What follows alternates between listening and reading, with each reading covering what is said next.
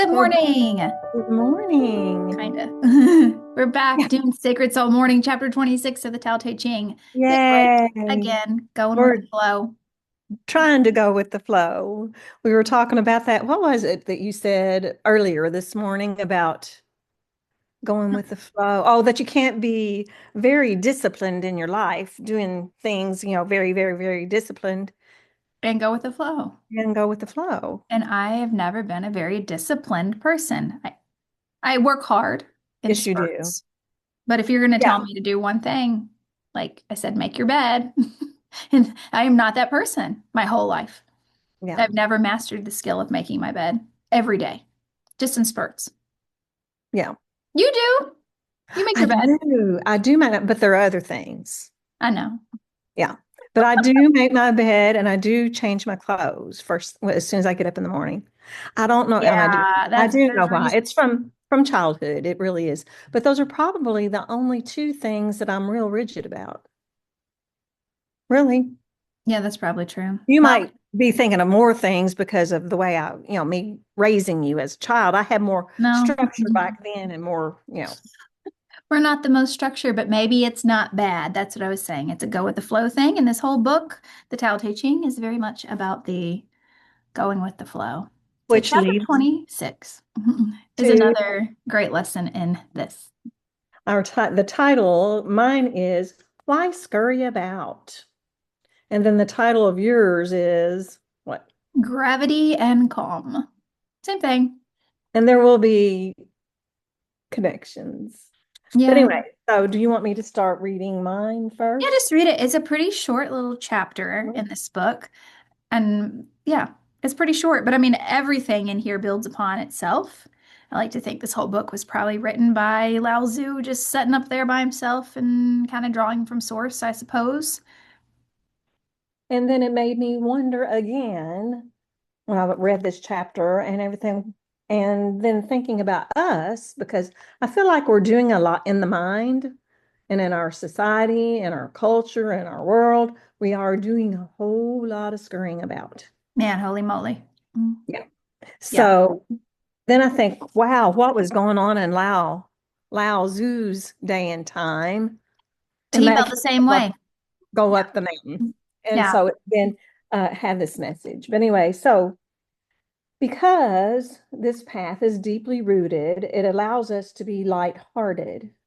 I know earlier today when I read something about being lighthearted, I was thinking, I would like to be lighthearted right now. But anyway, because this path is deeply rooted, it allows us to be lighthearted and not take ourselves too seriously.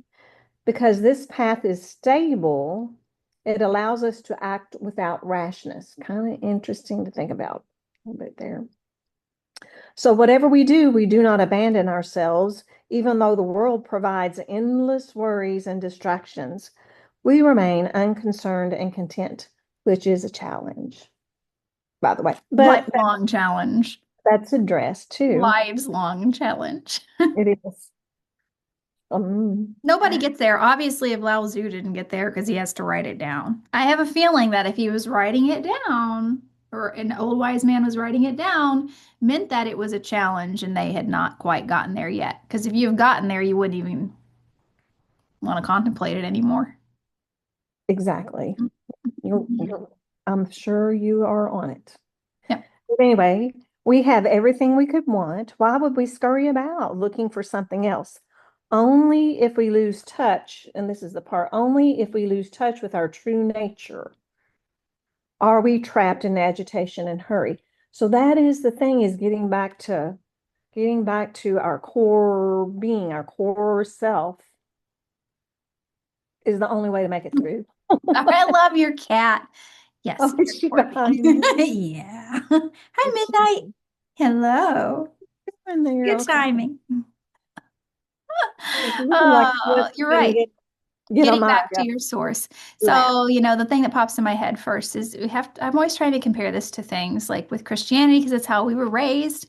And this was before Jesus. Right?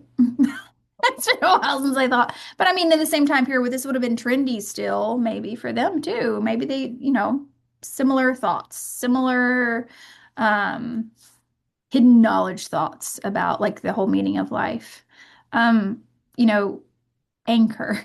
We have an anchor. We have an anchor. That's the Christian thing. You have an anchor so you're not flinging around in the waves. You're still in the waves, you're still flinging around in the waves, but your anchor keeps you connected to source yourself. And I definitely have some things to say about that and how we work through that in my coaching with people about being regulated and unregulated. So what do you have? What did you had some connections? Well, I do, and now that you mentioned, and this is really kind of a little tangent off of a little bit, but when I was looking at chapter 26 and then trying to find some biblical connections, which anyway, and one thing that I wrote down is Moses asked for his capital H-I-S name, Yahweh. And Yahweh means, and I know that you know this probably yourself and people, anybody listening out there might know this too, but means I am what I am, or I will be what I will be. Okay. So, and I try to tell myself that I am what I am. But anyway, the name of God isn't a name at all. And this is the part that I liked.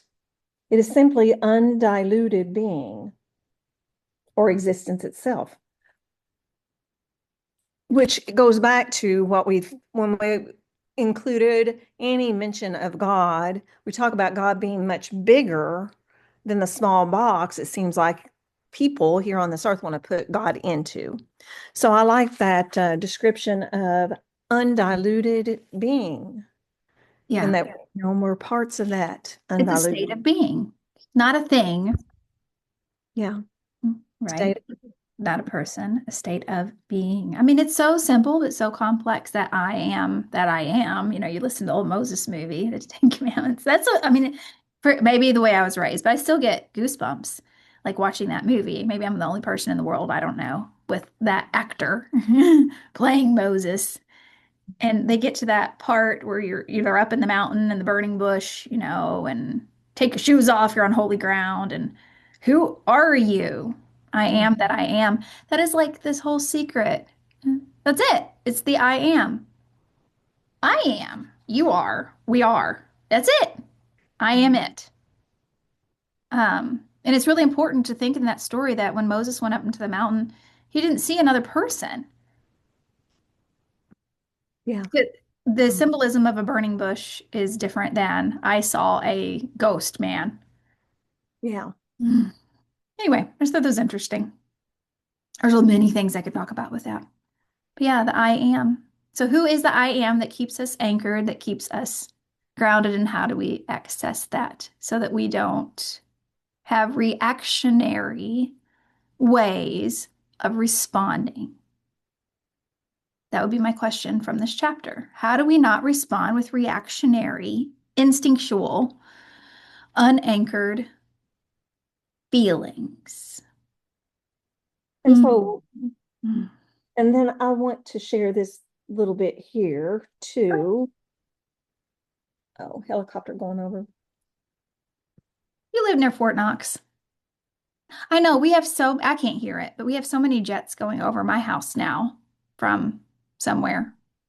And it makes me pause and think a little more than previously. But Pause and think too, because for between Fort Campbell and Fort Knox, that is a pathway. But anyway, God made, okay, we've heard that. God made it all with his own words for the sheer delight of just doing so. Okay. So this undiluted being just did it for sheer delight. Our world and everything in it are good and were intended for good purposes. And I have to think about that a whole lot right now. Intended for good purposes. But beauty, harmony, and breathing, the very life or breath of God, are what the universe was created for. Humans are not pawns, and I liked reading this too. Humans are not pawns of a divine game.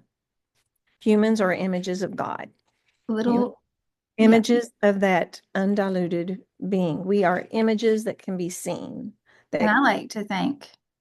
we can hear and sense and all Mhm. that kind of stuff. Like a mirror that shattered. That's what I think I said that to you the other day. Like a mirror that shattered, that mirror still reflects the light back, and no piece is greater than the other.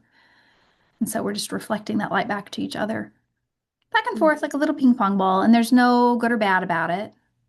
We may feel kind of bad if we decide to believe in some illusions that are not real. But that was not the plan.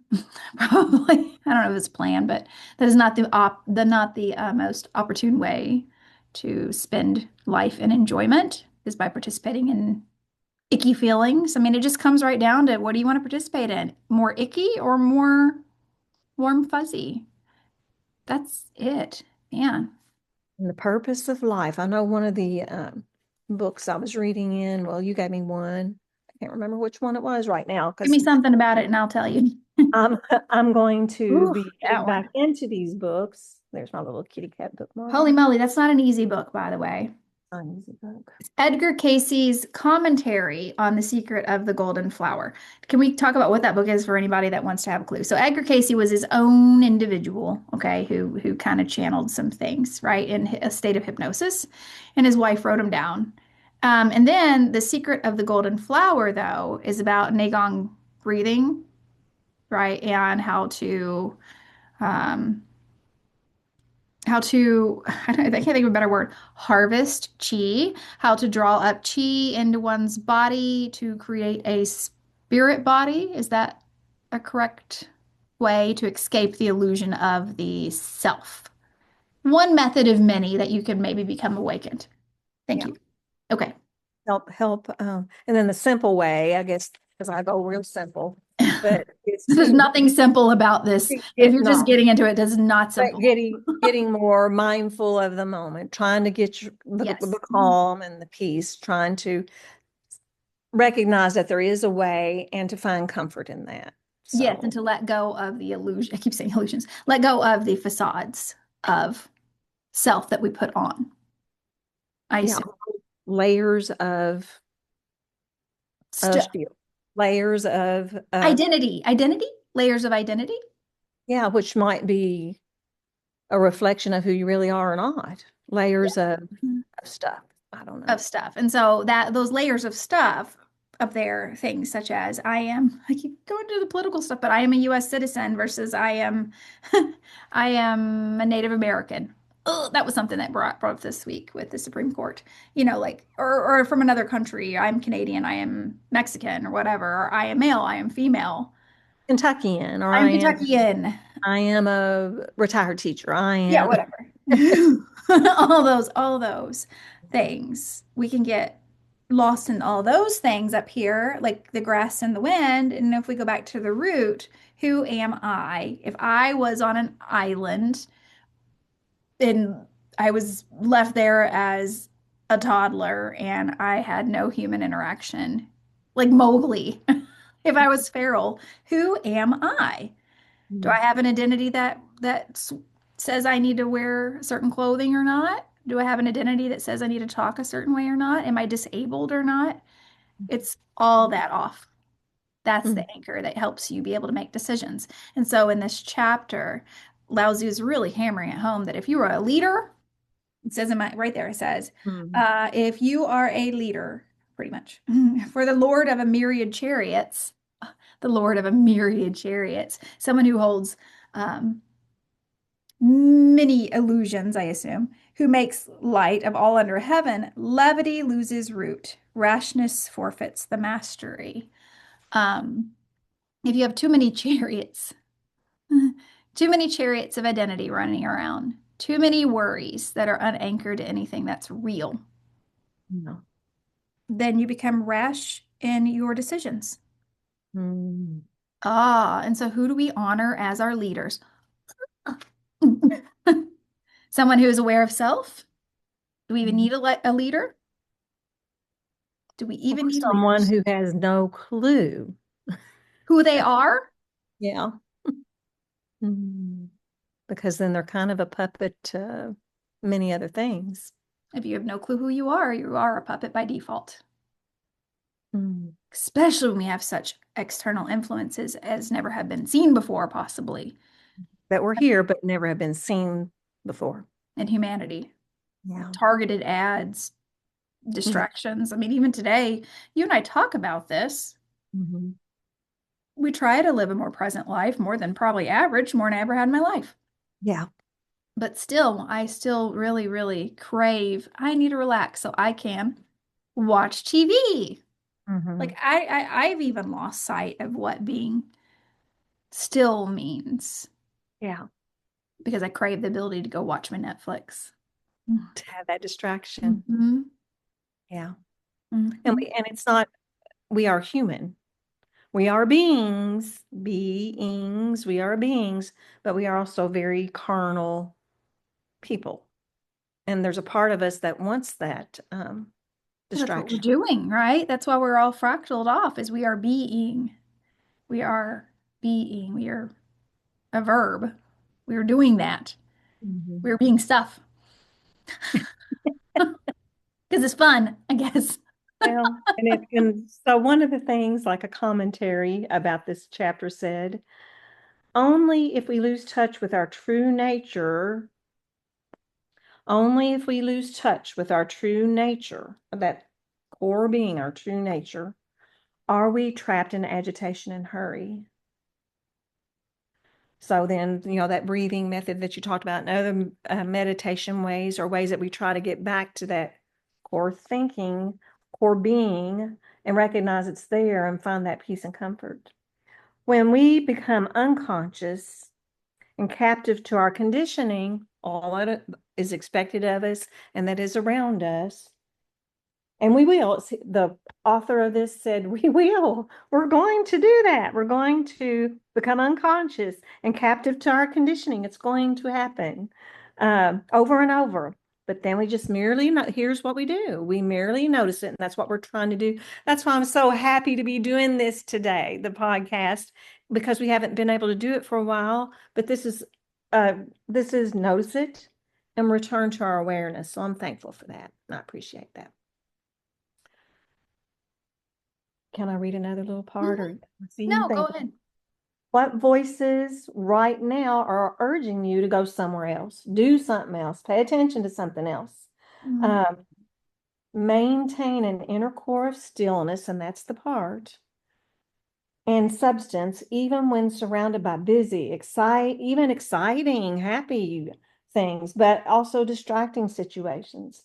Don't be swayed by fleeting desires or appearances. Stay attached to your foundational appearances. Here's the last part, and I'll be done. Choose deliberate action and inner calm over, and that's what this morning, over superficial lightness. I want to be superficially light for a little bit.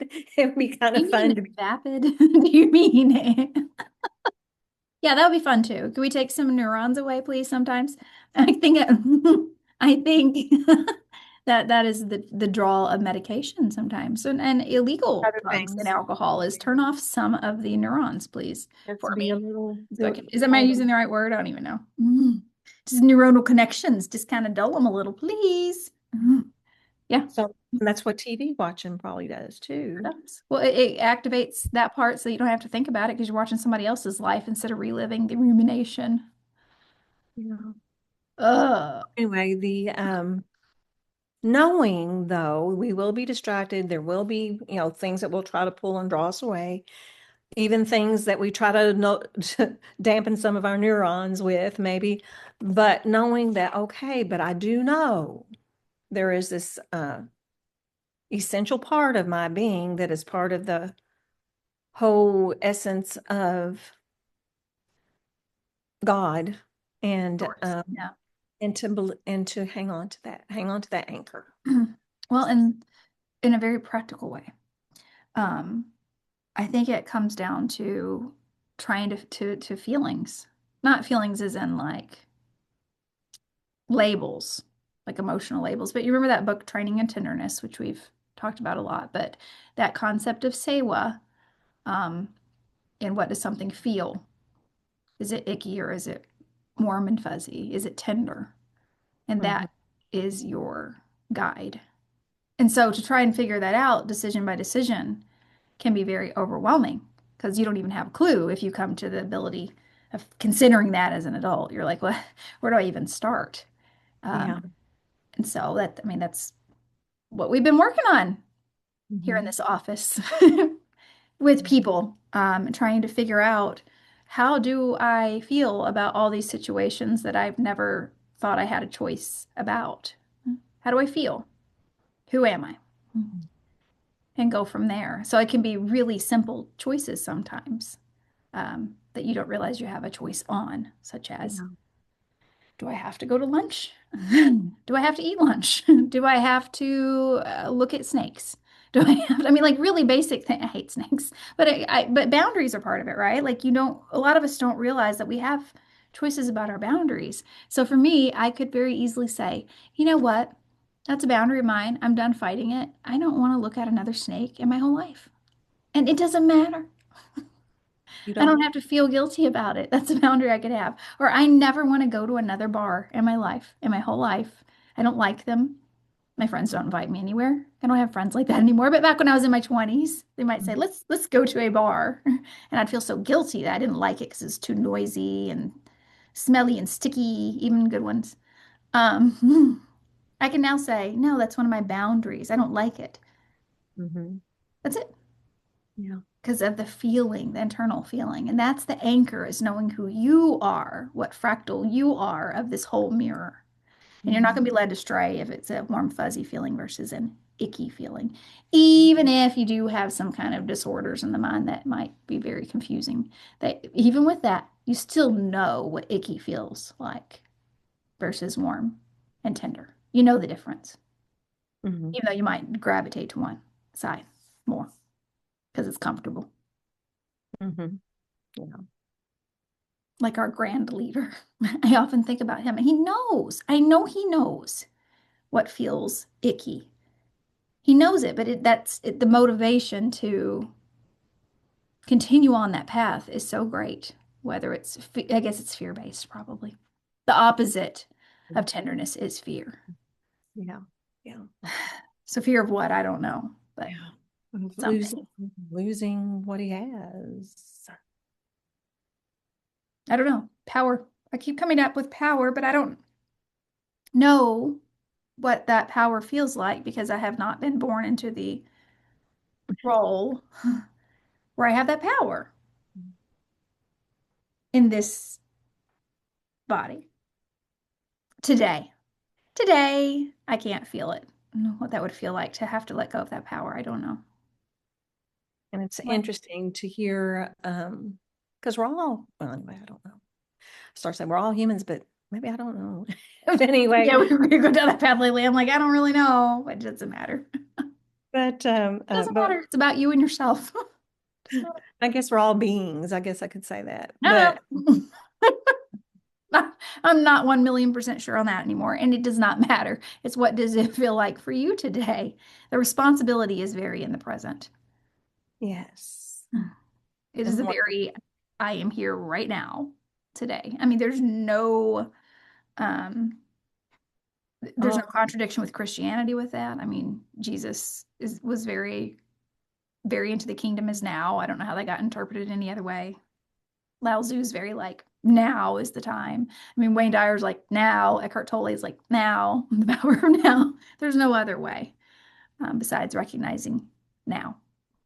and that it's not done when you close your eyes the last time, probably. I No, know. no, it's never done. Mm. I I know my thought. I know, and I have very odd Just thoughts this simple. past month about that too. I'm Yeah. not really sure what's going on with that, but that's okay. I don't know. I feel like when we're conscious, we're conscious, and when we're not conscious, we're not in this, maybe. And then we have some more little lava lamp squirt goes into one and another, and we just hop around. I don't know. Yeah. No. It's a fun game. A lot has happened within the family this past couple of months that has made me think more about, that kind of stuff in a more earthly way, in a more Mhm. concrete uh, But I do physical body. think that our bodies, our brains, the biological holds memories. Um, and because it holds memories, it would be very easy if we had to pop into a body every morning to go, oh, yes, this is who I am. I know we talked about anesthesia the other day. I'm not going to talk on this very long because we got to move on and wrap this up. But, why, when something big happens to somebody in the hospital, why do you go in and ask those orientation questions? Um, and I mean, I knew this from my job, but then it just like hit me really hard the other day where I was like, that's really interesting. That we're like, who are you? What year is it? Who's the president? What state are we in? Is it because we're like literally reminding them, oh yeah, you need to be in this body. This is who you are. Make the connections in 3 minutes. I'll come back when you're ready. May very well be that. It may very well And then we be. really can't judge each other. Cannot judge each other. But anyway, so next chapter is chapter 27. I Light. like the title of mine. It's called The Lineage of Light. Okay. Oops, wrong book. Okay. That is a hard book. Just want to say. Yeah, I'm gonna take it with me when I go on my little vacay. Uh, Fun practice. facing, what is mine? Chapter 12. Oh, here, let me get back over here. Hmm. The Great Secret. What is yours? The Lineage of Light. Okay. I mean, it makes sense. So it's going to tell us some the secret of life and how to be happy, I assume. I know. This is what I was thinking of earlier, and I think it was from the Adlerian book that I Love did finally Adlerian. finish. It's over there on the shelf now. But anyway, that the purpose of life, the student and the teacher came down to finally saying the purpose of life is to be kind. So pretty much. To self and others. Yeah. And I Yeah. would say I agree with that. Not meaning to be a doormat. That's not what they meant. But, to have kindness in your heart toward, then you talk about that book about tenderness, the Yeah, it's same. the same thing. It's to And cultivate that book, that guy, I've even listened to him on the internet who wrote that book. He's fabulous because you can tell he like feels it. The tenderness, it's not like tenderness, like is in self-sacrifice, like I am a martyr and I'm going to be kind no matter what. That's not it. That's not it. It's cultivating that feeling as much as possible much as possible inside yourself. for whatever, for just that. There's no other reason. So it just feels better. Like you like holding snuggly babies or cats or puppies. Get the most amount possible of that while living. That's what love is. He just calls it tenderness. So, love. And that is what the Bible says. What is the greatest thing? Yes, our Love. greatest That's it. And so I use joy all the time because in our English language, it's hard to use the word tenderness and not have people just go, like mm-hmm. they get icked by that because of trauma, probably. And then you say kindness also is a great word, but then it feels a lot like obligation. Yeah, but that's not. So it's all these together. And then joy.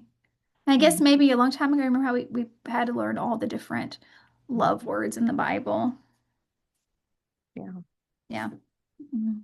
Different types of love. But we just want to cultivate as much possible as that. If that's just an easy, fun thing to do.